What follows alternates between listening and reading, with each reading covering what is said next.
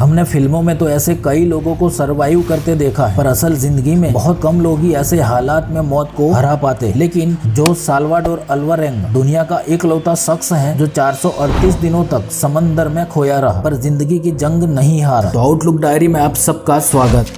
पल भर के लिए आप अपनी आंखें बंद कीजिए और इमेजिन कीजिए कि आप एक ऐसे इंसान हैं जो किसी हादसे का शिकार हो गए और आप कहीं ऐसी जगह पहुंच गए हैं जहां आपका अपना कोई भी नहीं है। आपके पास अपनी भूख मिटाने के लिए ना खाना है और ना ही वापसी की कोई उम्मीद। तो ऐसी कंडीशन में आपका दिमाग भी धीरे धीरे काम करना बंद कर देगा। अब आप अपनी आंखें खोलिए और उस रब का शुक्रिया अदा कीजिए कि ये तो आप सिर्फ कल्पना ही कर रहे थे, मगर क्या आप जानते हैं कि ये एक इंसान की सच्ची कहानी है। और ये कहानी है एक जांबाज मछुआरे की, जोस साल्वाडोर अल्वारेंगा, जो मछली पकड़ने के लिए समंदर में निकल तो गया लेकिन उसे वापस आने में पूरे 438 दिन लग गए। दुनिया का कोई भी इंसान इस बात का यकीन नहीं करेगा, लेकिन ये एक सच्ची कहानी। 17 नवंबर 2012 ये वो तारीख है जिस दिन साल्वाडोर अल्वारेंगा मैक्सिको के एक गाँव से पृथ्वी के सबसे गहरे प्रशांत महासागर में मछली पकड़ने के लिए निकला। और इस जर्नी में उसके साथ उसका साथी था एजेकिल कोर्डोबा। मछलियां पकड़ने में उसे अल्वारेंगा जितनी महारत तो हासिल नहीं थी,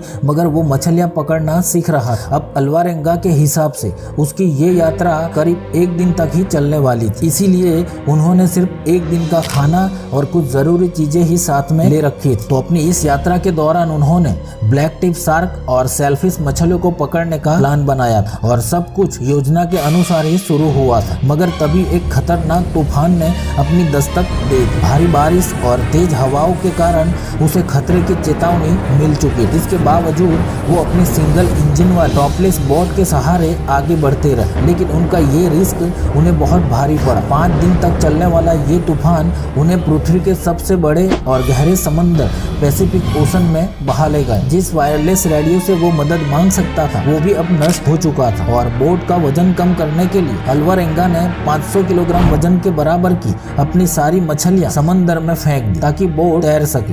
अब उनके पास न तो खाने के लिए राशन था और ना ही रोशनी थी और ना ही किनारे से संपर्क करने का कोई तरीका। खुले समंदर में उनकी बोट बेलगाम आगे बढ़ती ही जा रही थी। उनके पास नाव चलाने के लिए पतवार भी नहीं। ये दोनों समंदर में बहते चले गए। दूर दूर तक जमीन का कोई नामो निशान नहीं था। जब बोट पर लाया गया सारा खाना खत्म हो गया तो भूख लगने पर वो अपने हाथों से मछली, कछुए और समुद्री पक्षी पकड़ते रहे और उनका कच्चा ही मांस खाते रहे। जोस और कोर्डोबा समंदर में तैर कर आने वाली प्लास्टिक और खाने की चीजों को भी बचा कर रख लेते थे। ऐसे में उन्हें पानी की एक बोतल तैरती हुई नजर आई और उन्होंने उसे ले ली। अल्वारेंगा जब भी बारिश होती तो उसका पानी कैसे भी करके उस बोतल में भर लेता, लेकिन एक पल ऐसा भी आया कि समंदर में कई दिनों तक बारिश नहीं होती थी और जब उनके पास पीने के लिए पानी नहीं बचा तो ऐसे में उन्होंने कछुओं का खून और अपना यूरिन तक पी लिया। ऐसे ऐसे यूं ही दिन गुजरते गए और करीब 4 महीनों के बाद साल्वाडोर के साथी एजेकिल कोर्डोबा ने कच्चा मांस खाने से मना कर दी और आखिरकार भूखमरी से उसकी जान चली गई। लेकिन उसके साथी ने मरने से पहले उससे वादा किया कि उसके मरने के बाद वो उसके शरीर को ना खाए। साथी की मौत के बाद अब वो इस गहरे समंदर में सिर्फ अकेला रह गया। साल्वाडोर ने आत्महत्या करने की भी सोची क्योंकि कोर्डोबा की मौत के बाद वो अकेला रह गया और वो धीरे धीरे अपना आपा खोने लगा। इस भयानक कंडीशन में तकरीबन 4 से 5 दिनों तक वो अपने साथी की डेड बॉडी से बातें करता रहा। आखिरकार उसने अपनी साथी की डेड बॉडी को समंदर में बहा दिया, मगर साल्वाडोर ने जिंदा रहने के लिए सब कुछ जारी रखा। अब तक साल्वाडोर अपने घर से तकरीबन 10,000 किलोमीटर से अधिक दूरी पर पहुंच चुका था। वो खुली आंखों से आसमान में टिमटिमाते सितारों को देखता रहा। चंद्रकलाओं को गिनकर साल्वाडोर ने वक्त का हिसाब रखा। प्रार्थना करके, गाने गाकर और नाव के आइस बॉक्स पर बैठकर वो अपने दिन गुजार रहा। अपने सर के ऊपर से गुजर रहे हवाई जहाजों को सिग्नल देने के लिए उसके पास कुछ भी नहीं था। वो इस उम्मीद में था कि कोई उसे देख लेगा, मगर कोई उसकी मदद के लिए नहीं आया।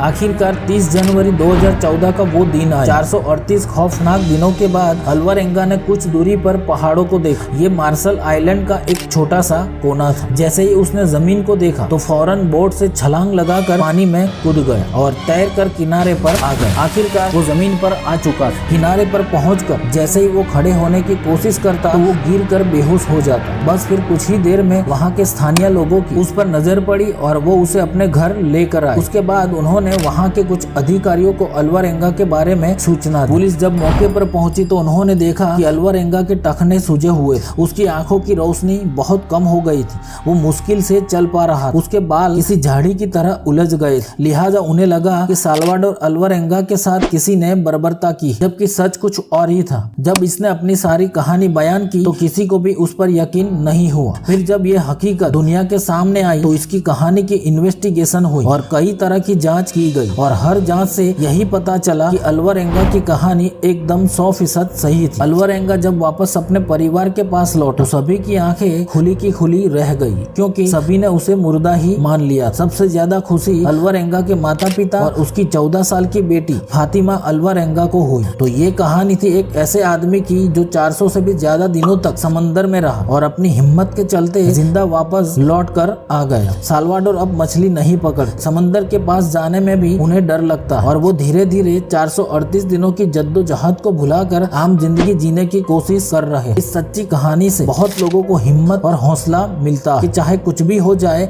हमें कभी नाउम्मीद नहीं होना चाहिए। तो उम्मीद है आउटलुक डायरी का ये वीडियो आपको पसंद आया होगा। तो अगली वीडियो तक अपना बहुत सारा ख्याल रखिए। Goodbye, take care.